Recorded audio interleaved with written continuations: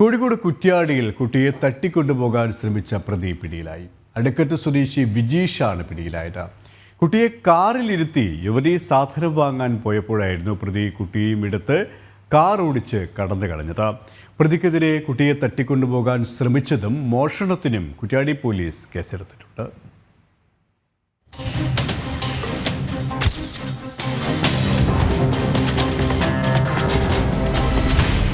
ഇന്ന് ഉച്ചയോടെയാണ് സംഭവം നടക്കുന്നത്. കുന്നംകുളം സ്വദേശിനി കുഞ്ഞുമായാണ് കുറ്റ്യാടി ടൗണിലെ സൂപ്പർ മാർക്കറ്റിലെത്തിയത്. സാധനം വാങ്ങി തിരികെ കാറിൽ കയറി വീട്ടിലേക്ക് പോകാൻ തുടങ്ങിയപ്പോഴാണ് സൂപ്പർ മാർക്കറ്റിൽ കയ്യിലുണ്ടായിരുന്ന സാധനം മറന്നുവെച്ചത് ഓർമ്മ വരുന്നത്.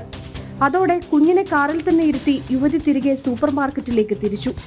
ഇതിനിടെ അവിടേക്കെത്തിയ പ്രതി കാറിൽ കയറി കുട്ടിയുമായി കാർ ഓടിച്ചു കടന്നു കളഞ്ഞു.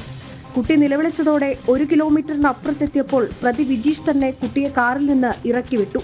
പിന്നാലെ നാട്ടുകാർ പിന്തുടർന്ന് വാഹനം തടഞ്ഞു നിർത്തിയാണ് പ്രതിയെ പിടികൂടി പോലീസിനെ ഏൽപ്പിച്ചത്.